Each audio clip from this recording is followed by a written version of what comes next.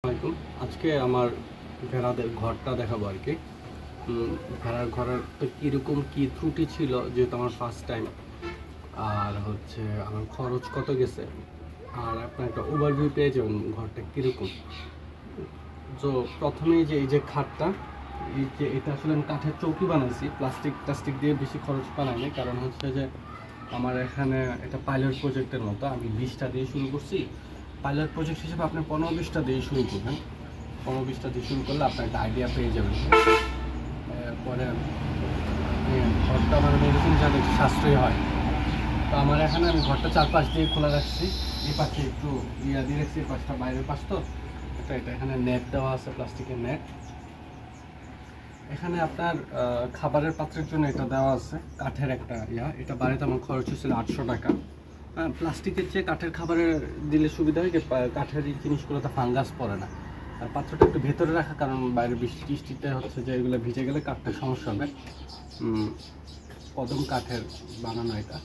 আর এই খাটটা বানানো ইউক্যালিপটাসের, যেহেতু মলমূত্র ভেজাতে যে থাকবে, ইউক্যালিপটাস হচ্ছে আপনার ভিজতে টিজতেও সমস্যা হয় না। ঠিক আছে, তো খাটটা আমার বানাতে আপনার খরচ হয়েছিল প্রায়, আপনার মনে করেন 2টা খাট আছে এখানে চৌকি, আর 3.5 ফিট উঁচা, আর আপনার মনে করেন যে 7 ফিট চওড়া, আর লম্বাতে 7 ফিট আর চওড়াতে 16 ফিটের মতো। ঠিক আছে, একটা খাট, এরকম 2টা খাট আছে। এখানে 20টা ভেড়ার জন্য করছি, কিন্তু দেখা যাচ্ছে এখানে টোটাল 20টা ভেড়া আছে, কিন্তু আরও জায়গা আছে।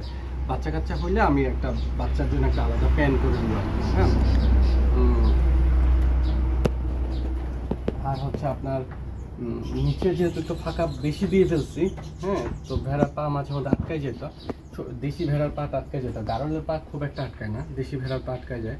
সেই জন্য হচ্ছে আমি এই নেটগুলো দিয়ে দিছি। যদিও ফাঁকা জায়গাটা কম ছিল, কিন্তু দিন দিন আসলে একটু বেড়ে গেছে ফাঁকাটা, কাঠগুলো শুকায় যায়, তো ফাঁকা জায়গাটা একটু বড় হয়েছে। আর হচ্ছে একটা ভুল ছিল আমার, যেটা হচ্ছে হাইটটা আপনি 7 ফিটের মতো দিবেন, 6-7 ফিটের মতো দিবেন, যাতে আপনি দাঁড়াইতে পারেন। দেখুন আমি দাঁড়াইতে পারি না। আর গরম পড়লে গরমটা একটু বেশি লাগার কথা, যেহেতু হাইট কম। সো এই জিনিসটা একটা ভুল ছিল। আর ফাঁকগুলো একটু কম দেওয়ার দরকার ছিল। এর বাদে আলহামদুলিল্লাহ আর কোনো কিছু খুব একটা ভুল নাই। আমার টোটাল ঘরটা করতে খরচ হয়েছে আপনার 39,600 টাকা। ঠিক আছে, আমি এখানে দেখবেন যে সুপারি গাছের ইউজ করছি, মানে সাশ্রয়ী করার জন্য এখানে নর্মাল ইয়াগুলো ইউজ করছি। টিন ইউজ করছি আপনার 8-9 হাজার টাকার মতো, এক বানের মতো ইউজ করছি। ঠিক আছে, এতটুকুই ছিল। আপনারা তাহলে একটা আইডিয়া পাইলেন। আর ভবিষ্যতে এরকম আরও ভিডিও দেখার জন্য পাশে থেকে